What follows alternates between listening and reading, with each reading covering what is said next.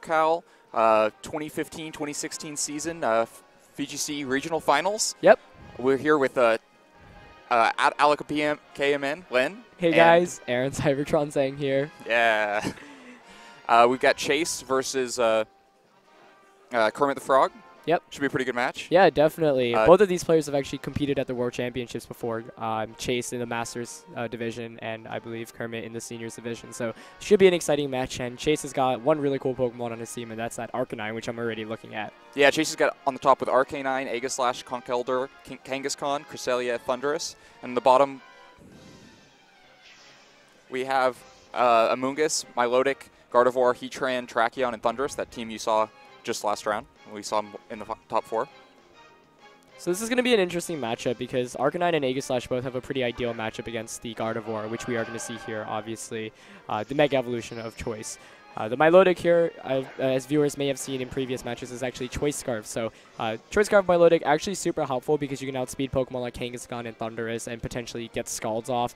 Scald burning Kangaskhan to shut it down immediately. Only a 30% chance, but if you can't get that 30% chance, then instantly that Milotic or the Kangaskhan is really shut down. And Gardevoir is a very defensively feral Pokemon. Really doesn't like facing against Kangaskhan, which is why it's typically supported by Intimidate like Landorus and Amoonguss. So, Gardevoir here not in the ideal position just because Kangaskhan can immediately target that slot, but Milotic here could potentially try to get a Scald Burn on Kangaskhan. But nice leads by Chase's end because Thundurus here can just Thunder Wave Milotic or go for a Thunderbolt. Yeah, he's got a pretty good opportunity to counter that Milotic. It's going to force the Gardevoir to protect or switch because he can't afford to take a return, giving him a chance to do something in their slot. Amoonguss switches in, though, for the Milotic. Should be able to handle whatever was coming towards that Milotic. Yeah, and it looks like he's just making the safest plays possible right now. But we'll see if Gardevoir protects or not, because if it doesn't protect and just goes for a Hyper Voice, Chase might have predicted the Protect there, thus double targeting the Milotic slot, which is now Amoonguss. So let's see if Gardevoir gets a Hyper Voice off or whether it just chooses to protect. And it does attack. Yeah, so Kangaskhan Power Punches his own Thundurus here, getting the +2 attack, as Gardevoir and Kangaskhan both Mega Evolve. It's a huge play on both players, and obviously, Daniel here just choosing to attack right away with Gardevoir, not caring about a potential return or a double edge from the Gardevoir, and really, really well played there. Yeah, Chase trying to get a little cute, Power Up Punch his own Thundurus, pays for it with a big Hyper Voice, but still has the +2 attack. If he Power Up Punched the Gardevoir, it wouldn't have been much different. That little bit of damage on Thundurus and missing damage on Gardevoir is not going to amount to much. Yeah, definitely. That was a fantastic read there by Daniels, and that's going to put him up a huge amount. You'd imagine if Gardevoir protected there, Kangaskhan would be sitting at +2 really healthy, but now looks like actually Amoonguss is going to be protecting here. Oh, wow. So the Hyper Voice comes out here, picks up the knockout into Kangaskhan. Yeah, and it did survive with over 50% before the critical hit there. So that most likely did matter. The damage roll could have low to high, could have ended up with a KO on Kangaskhan anyway, but critical hit ensures it, and after blocking the taunt, just a huge, great turn. Yeah, I mean, the first 2 turns couldn't have played out any more perfectly there for Daniel. He manages to avoid taking any damage from that Mega Kangaskhan, knocks it out in 2 hits. Thundurus is very, very low right now. Amoonguss didn't even get taunted, so at this point, Daniel doesn't even have to try to outpredict Chase. All he has to do is stay even with him, keep trade-offs, and he'll be able to close out the one. And he hasn't really taken any damage right now. Milotic's still sitting pretty healthy at the back. Thundurus is a Pokemon that can control the RNG with Thunder Wave and Swagger, but Amoonguss can potentially redirect all attacks away right now. One thing that will be probably good for Daniel to know is whether the Aegislash has Wide Guard or not, because that can go a long way in shutting down Gardevoir. So in a best of 3, I'm pretty, that's definitely some good information to know. So the Rage Powder comes in from Amoonguss, trying to prevent any damage that could have gone towards that Gardevoir, something like the Swagger, but the Swagger misses anyway. Hyper Voice goes off from Gardevoir, gets the KO on Thundurus, does a small amount of damage to Aegislash. Aegislash, great for taking those Hyper Voices, doesn't mind too much. And then the substitute goes up for Aegislash, keeping it from being threatened by something like a Spore that could have come out this turn. Yeah, absolutely. This is a really, really difficult game for Chase. Once again, another turn yet again with no damage whatsoever on Daniel's end here. So he's just running circles at this point. We do see the Arcanine make an appearance here, which is definitely a pretty cool pick because it can resist the Hyper Voices from Gardevoir.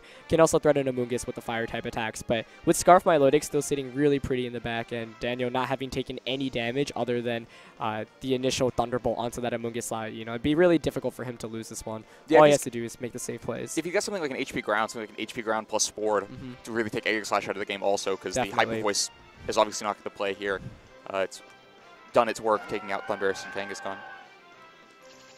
So Milotic switches in for that Amoonguss, hoping to take that fire attack from Arcanine. Gardevoir protects itself, doesn't want to take a Shadow Ball, Flash Cannon, anything else. Flamethrower comes in towards Milotic, does a small amount of damage. Doesn't get the burns. Aegislash is attacking, switches to the Sword form, gets all that attack stat, and uses Flash Cannon right into that Protect from Gardevoir. So just a free switch in for Milotic, basically, and now it's there to threaten either the sub from Aegislash or big damage on Arcanine. Yeah, if Chase wants any chance of winning this game, he's going to have to play really cleverly with the Aegislash, but we don't know what item Arcanine has here either. Milotic, you know, barely took any damage, no double target into that slot. Could actually help him a little bit just because a Shadow Ball to Milotic wouldn't knock it out and could potentially increase its special attack. I'm not sure if the Milotic here is invested enough to actually knock out the Arcanine or if Arcanine's bulky enough to take a Scald. Presumably so, but you know, this game still looks really good in Daniel's favor. So Milotic gets the Scald off, big damage to Arcanine, but not even close to the KO. Hyper Voice comes in. Will that pick up the KO? It's going to be close. And gets the KO. And good damage to Aegislash, now at pretty low health because that went right past the sub, and so basically we're seeing that 25% extra damage from the substitute also. Flash Cannon comes in towards Gardevoir, picks up the KO. And that'll definitely be an important damage calculation going into the future. I was actually wondering whether the Arcanine there had Protect or not, because if he did Protect, Aegislash was relatively safe, given that a Scald and a Hyper Voice shouldn't have KO'd that. Obviously, you know, we saw how much damage... Scald and HP Ground could have been... Right, if he had Hidden Power Ground there, he definitely could have been able to pick up that knockoff, or knockout. But, you know, Chase at that point... At that point, he really should be protecting one of his Pokemon and attacking with the other because he's already so far down. He needs to hope that, you know, Daniel double targets. You're going to take an even trade somewhere if you don't protect, and you can't win taking that even trades once you're that far down. Either one's a huge risk, but you got to take big risks to come back in a game like that. And so Daniel takes the first game very cleanly. I mean, he played basically the first turn. We saw basically how his playstyle is. Both playstyles. Chase was trying to punish the Protect from Gardevoir, and Daniel said, I'm not going to let that happen. I'm just going to Hyper Voice. And the Gardevoir being max speed, what it seemed like that, outspeeding Kangaskhan too. The critical hit there against Kangaskhan was huge, though. If Gardevoir presumably would have been knocked out. That turn one play was a huge risk still. Yeah, absolutely. If a return just comes in on that Gardevoir slot, that's like the game. Right, exactly. So Daniel put all of his eggs in one basket there, but it worked out perfectly there. And you know, that's what goes into VGC. There's predictions, obviously, at every level. And at that kind of play, you would think, you know, there's no way that Gardevoir protects. Like, I can just return a double edge. He's got to make the safe play. You know, why would you not play safely? And Daniel's like, I'm just going to Hyper Voice. It's such a good position, too. And like you mentioned, if we saw the return go into that slot, probably would have just been knocked out. So the question now is, what does Chase do to maybe adjust a little bit better going into this next game? Yeah, he's got to, I think, trying to counter the Gardevoir earlier into the game. You know, part of the reason he couldn't is because he allowed the first Hyper Voice on Kangaskhan, and then Gardevoir ended up being faster. But having those Hyper Voice resists earlier in the game instead of allowing two Hyper Voices to hit Kangaskhan and Thundurus for huge damage before even bringing in those resistances. I think, honestly, leading Aegislash might be a decent call here. Other than the Heatran, nothing really threatens it too much. We saw that it does carry Substitute, so it can actually block out Spores from Amoonguss' end as well. And in the last game, I don't believe Daniel, we saw him bring the Heatran. So I think just leading it right from the get-go to threaten it, because Flash Cannon was a one-hit KO onto the Gardevoir, will put on a lot of immense, you know, pressure. And not losing Kangaskhan, obviously, like he did in the last game. The critical hit was a bit unfortunate. Power-up punch is important to note because after that power-up punch, return should basically knock out, you know, 4 of the 6 Pokemon on Daniel's team already. So I do think we're gonna have to see smarter player or smarter playing from the Aegislash here. All right, so let's see what 2 players chose to lead this game. As we load into the game, wouldn't be surprised to see an Aegislash, like you said. Chase sends out Kangaskhan and Thundurus. Going with the same leads, deciding, you know, maybe I just didn't play as well as I should have that one. And Gardevoir and Amoonguss, so no Milotic to have to switch out on turn 1. Amoonguss is just already in on the field. So this is a little bit of a awkward position just because that Fake Out will go before Rage Powder, given that Kangaskhan's faster than Amoonguss. So So now the double protect is even more likely, Yep, right? exactly. So the power-up punch is even more Yep. likely. So does it just happen again? This honestly is, though, right? Like, you'd expect the double protect, so you could try to gamble a little bit if you're chasing and just power-up punch Thunderous once again. You got to think, like, he caught me on it last time. He's not Right. going to try that twice. Exactly, and this is really interesting right from the start. And the safe play here from Daniel is to go for the double protect, but I think when you know your opponent has the possibility of power-up punching yourself, you can't take that risk at that point. Maybe switching out the Gardevoir, maybe going for a Spore onto Kangaskhan, but Thunderous here, of course, can just choose to taunt the Amoonguss as well, which is kind of a big deal. So this is actually looking pretty good for Chase, I would say, on this first turn. He's got a lot of options. So the Kangaskhan Mega Evolves, no reason not to.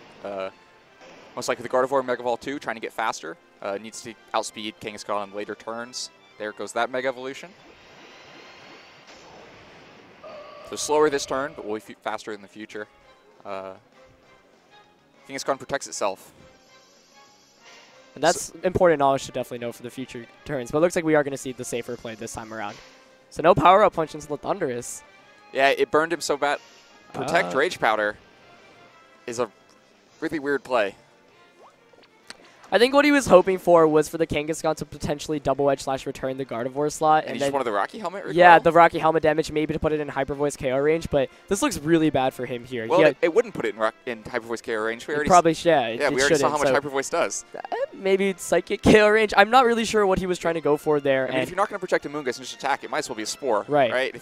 Unless you really value that Rocky Helmet recoil damage that much. But instead you end up with Amoonguss taunted and didn't even try a Spore. And the taunt here is really important because it means that you know Amoonguss is going to switch out here, or it can stay into Giga Drain, but that's absolutely useless. And so let's see how much Chase can capitalize off this next turn. Wow. So because the Amoonguss was forced to switch, opts not to double switch. Gardevoir protected the previous turn, so can't protect 2 turns in a row, and so Gardevoir goes down here to return. Excellent right play there from Chase, making the safest play possible. Knowing Amoonguss is going to switch out, so I'll try to paralyze whatever's coming in, and I'm just going to go for the safe return there since Gardevoir protected last turn. So that's why that first turn play was really, really poor on Daniel's end in terms of the long-term game plan there. I think a lot of the times when you're making those plays, you have to consider everything that can possibly go wrong. You never want to put yourself into a position where you just lose a Pokemon like that. Yeah, if you double protects, then here comes the swagger from one Thunderous to the other. When there's swagger, there's a way. Let's see if this Thunderous gets this taunt off. The Thunderous on Daniel's end, however, is really frail, and it does get that confusion hit off. Wow, big damage. Kangaskhan gets the return off. No Citrus, and so Thunderous just goes straight down. This game's looking as clean for Chase as the last one was for Daniel. Yeah, what a crazy, he went with the exact same leads too. Looks like we see the Spore onto Thunderous as well. So Kangaskhan here is just kind of running over Daniel's team, and that's why Kangaskhan, obviously the best Mega Evolution, why it did so well at Worlds, and why it was able to just pick up 2 knockouts in 2 turns. I mean, it's really incredible, and that's why Mega Gardevoir teams are always supported by Intimidate / Rocky Helmet Amoonguss, but Thunderous being able to taunt that Amoonguss really, really helpful. So, this time around, Chase really just making the safest plays every turn, and it's worked out perfectly. Yeah, exactly. Didn't fake out on the first turn and risk a Spore. Didn't power-up punch himself. Didn't try to return and risk the Rocky Helmet recoil. Just protected. Got out of there safely. Yeah, the Protect on Kangaskhan is also very useful for him. And, we can still see some... I mean, Milotic here maybe can get a burn, but the issue with Milotic and Amoonguss is it can't nearly get very much offense off since you're relying on Scald, and Scald's not a knockout here. But looks like, Daniel's just going to try to eke out some more information, maybe try to get a burn or 2 off. Yeah, I mean, if you just burn the Kangaskhan and Rocky Helmet recoil and Thunder sleeps for a long time, maybe there's a way. Not getting the burn right there, that was step 1. Yeah, definitely. And it's kind of crazy. Both of these games, we've seen both players take 2 huge turns right from the beginning of the game and pretty much deciding the game right from there. I mean, this game, I think, personally, was very, very difficult for Daniel to come back after that first turn, given how frail his team is. Like, he can't take those risks. He can't allow Kangaskhan to get a free return off. Yeah, I mean, no punishment.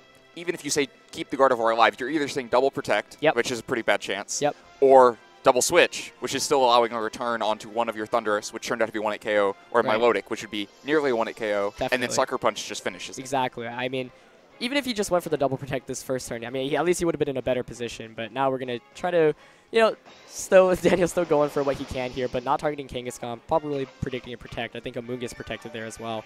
And you see how bulky that Thunderous is with the Citrus Berry. Yeah, and so all but inevitable, the return comes into Milotic. Oh my goodness. Critical hit, and so that's another KO. This Kangaskhan's literally picked up 3 knockouts and in 3 attacks. It will most likely pick up the 4th knockout here. This is why Kangaskhan is so good, and this is why you need to make sure you have checks to it. And what a complete reverse sweep here after the last game. Very well done there by Chase. He didn't change up his leads at all. He just played a little bit smarter there, didn't avoid any unnecessary risks. Daniel decided to lead with the Amoonguss, which is actually just Tomp bait immediately. So that plus the pretty odd turn 1 from Daniel's end just made it very difficult to try to pick up a win there. Yeah, and I think that turn 1 was what was so key in game 1 for Daniel to be able to win. Absolutely. And so without that lead matchup is actually, I think, pretty good in favor of Chase. Right. And so he knew that, didn't try to shift up too much, and capitalized on it in the second game. Yep. Instead of trying to get tricky with power-up punch. And I'm not sure if Daniel knows, or now obviously he knows, but I'm not sure if he knew that Kangaskhan actually carries Protect or not. So that'll be good, important information. But he's got to play a bit better against Kangaskhan and his the Thundurus on Chase's end. And one fantastic Pokemon for that adjustment is the Terrakion. Terrakion here, of course, can threaten both Pokemon. Close combat onto the Kangaskhan, Rock Slide onto Thundurus. If it has a Lumberry too, can avoid being Thunder Waved. Yeah, and Chase's best answer to it is the Conkeldurr. It's going to be difficult to bring Absolutely. staring down a Gardevoir the entire game. Yep. And so it leaves, because, like the Arcanine also doesn't want to switch into Rock Slides and close combats, and so even to intimidate it will be difficult. Absolutely. And I actually, I'm really curious what Chase had in the back in the last game, because we literally just saw Kangaskhan and Thundurus, and that makes it just a little bit harder for Daniel, because when you can see what Pokemon your opponent brings in the first 2 games, you get some sense of what they think is good for the matchup or not. Going into the 3rd game, you can typically predict. I mean, it's hard to, but you can have some sense of what they might bring, what they want to keep on the bench. But Daniel didn't get any of Chase's information there, so all he knows is that Chase went with Arcanine and Aegislash in the first game. But we are going to get into this 3rd and decisive game to determine the regional champion. Yeah.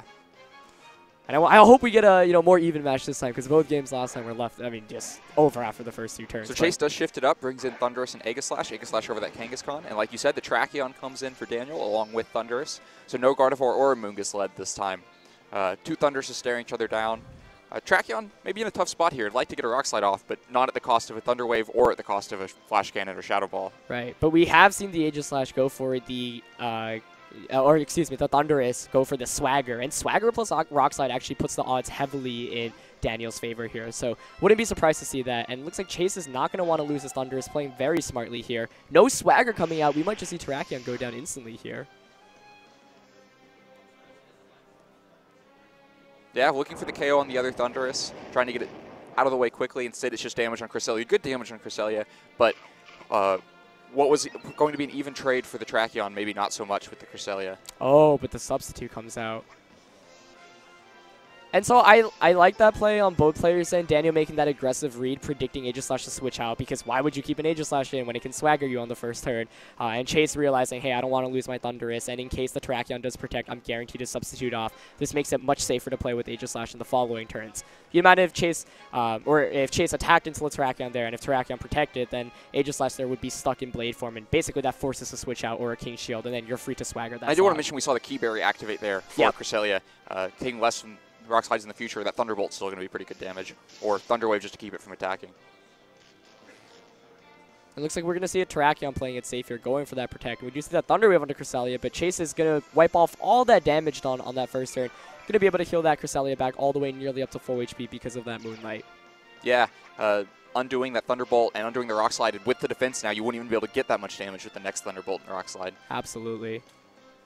Flash Cannon going into the Terrakion Protect. All that really amounts that to is Aegislash switching to the shield or to the sword form, maybe leaving it vulnerable to getting its sub broken, but unlikely. Yep, and this is looking really difficult for Daniel, honestly. I think, you'd imagine if he just swaggered Aegislash on that first turn, he'd be up in a huge amount, just because then Aegislash, after the substitute, wouldn't want to attack because it would be in Blade form, and taking Confusion in that form does around 30-40%. So great read there by Chase, predicting him to not target down the Aegislash, and it's going to be a difficult one for Daniel to try to claw him back out of. Milotic comes in, Swagger goes towards the Cresselia, paralyzed and confused now with a big attack stat. Aegislash gets a Flash Cannon off into Milotic, shouldn't do much damage. It's a really good switch in there by Daniel, knowing that Terrakion is absolutely essential to knocking out that Thundurus and potentially Kangaskhan in the back. And then Cresselia does hit itself in confusion, so unable to attack this turn. don't see almost any damage hit the field. We see the Swagger and the small amount of Flash Cannon damage onto Milotic, and Milotic comes in pretty much for free. Nicely done there by Daniel. You know, he's behind, so he needs to try to make some switch-ins there, and no prediction from Chase's end. Neither of the Pokemon threatened Milotic here too much either way. Aegislash switches back to Shield form here with its King Shield, avoiding Thunderbolts and Scalds that in Sword form it didn't want to take. Milotic does use Scald. Oh, the reads. Doesn't hit into that King Shield. Gets the damage on Cresselia, even if it is a small amount of damage. Thunderbolt also goes into Cresselia. That was an excellently played turn there by Daniel, regardless of what Cresselia does here. But if he gets a Moonlight off, he'll be able to heal all that back up. No Moonlight, though. No Moonlight, leaving Cresselia in a vulnerable amount of health, but now Thundurus. We saw already that's not Citrus Thundurus, since that Ice Beam leaves it at about 40% health, easily in Shadow Ball KO range. And Aegislash is pretty safe to go for that Shadow Ball now, now that it's in Shield form. Cresselia could be knocked out by a quick Thunderbolt and Scald, but since it can't hardly attack anyway because of the Paralysis of Confusion, not sure it's best to get it off the field for him like that. Yep, but it looks like Daniel deciding like Cresselia is kind of a threat right now, especially because he has the ability to heal back up. So he's going to double up onto it, but this Aegislash to substitute here is putting in dividends for him. He's able to block any potential damage and block any, more importantly, Thunder Waves and Swagger. So most likely we'll see Thundurus go down here from a Shadow Ball target. Yeah, and so the Pokemon score will be 3-3 after this, but I really feel like Chase has been in control and is happy with this trade. Yeah, definitely. I do like the play there from Daniel, but by losing Thundurus, his matchup against this Aegislash just became 10 times more difficult. He has Terrakion, which you've already seen in the back, and presumably his last one is Mega Gardevoir, and none of those have a great way to deal with the Aegislash unless Gardevoir is carrying Hidden Power Ground. Yeah, it's something like Scald and Hidden Power Ground might be able to handle Aegislash. Yeah. If you can get a couple of Rock Slides to break a sub, but it's really tough to do.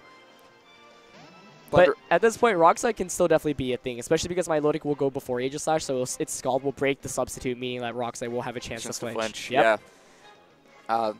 Also, that Rock Slide will do good damage to this Thundurus. We have seen that it is Citrus, so Scald plus Rock Slide, no chance at a KO. So Thundurus is free to either try to go for a Thunderbolt on Milotic or start paralyzing things. Yeah, paralysis here would be pretty helpful, especially against the Scarf Milotic. You might, but this is going to be a close one. I think Aegislash here definitely likes the position it's in right now, though, and if it doesn't get flinched, we will most likely be able to see a Flash Cannon to Terrakion, maybe a Shadow Ball onto the Milotic. I think one thing that's really useful about this Thunder Wave on Milotic is now Milotic is slower than Gardevoir. Yeah. So you can't do that play where you break the sub and then get the Hidden Power Ground off. The Scald will come second, and meaning the sub is really good protection from anything, even in Sword form. That's a fantastic point there. And we actually saw the Scald target the Thundurus instead of the Aegislash there, and so it actually picks up the knockout onto the Thundurus and, you know, breaks the Aegislash's substitute there. But we didn't see the Scald go into the Aegislash, so that means Aegislash will be able to get an attack off, not going to have the chance to flinch. Going to go for the Flash Cannon, going to target down that Terrakion. Does it have a Focus Sash? Does it? It does! And that's huge for Daniel to be able to stay in this game. If he loses Terrakion there, dealing with the Kangaskhan that we still haven't seen yet becomes much harder. It's still hard because Sucker Punch is a KO onto Terrakion, but you might be able to slip it in. And it is that Kangaskhan. So I like what Daniel was going for there. This is going to be a tight finish. This is definitely the closest game we've had of the three. But Kangaskhan doesn't mind the position it's in right now. I think basically what it's going to come down is who does Kangaskhan target here? Do you go for the Sucker Punch onto Terrakion, just predicting it to attack, or do you target Milotic expecting Terrakion to protect, well, I think hoping you don't get burned? First thing, I would just get out of Sword form, double protect here. Yeah. And next turn becomes much easier when you're not risking taking a huge Scald on Aegislash. Definitely. And right now, you know, Chase, I think, is in a really good position, and if he makes a safe place like you mentioned here, that double protect play, very, very good play, because all it prevents is, the only thing you might be scared of is Terrakion maybe going for a protect there, or whether it goes for attack. For example, if Terrakion chooses to protect here, doesn't burn the protect, makes the next turn maybe a little bit more difficult in terms of mind games, but Kangaskhan Aegislash is the perfect duel for Chase to potentially close this game out.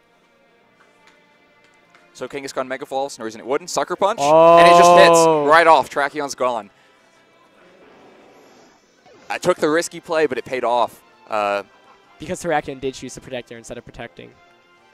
Another substitute goes up for Aegislash. Do we see a burn onto the Kangaskhan? Do we see a Scald? Milotic goes for the Scald, targets down the Aegislash. That's going to be game most likely, because now Gardevoir can just get one hit KO by the return on. Well, it can get one hit KO by the Flash Cannon as well, right? And this Choice Scarf Milotic returns likely And the small amount of damage that the Flash Cannon was, with how much we saw that return do in the previous game, probably a KO from this health. And so Flash Cannon return can just clean the game. Definitely, and that was really, really difficult here. Gardevoir doesn't even have Trace, so it can't potentially trace a Parental Bond from the Kangaskhan's end. Actually be guaranteed to trace Parental Bond since you can't trace Aegislash's ability. So right now the question is, does Gardevoir go for the Protect? If Gardevoir protects, then Milotic maybe can Scald Burn the Kangaskhan, but it's still going to be a really difficult one since Return and Shadow Ball / Flash Cannon are okay onto Gardevoir. But I think we're going to see the safe double Protect play this time around. Yeah. No reason to risk it.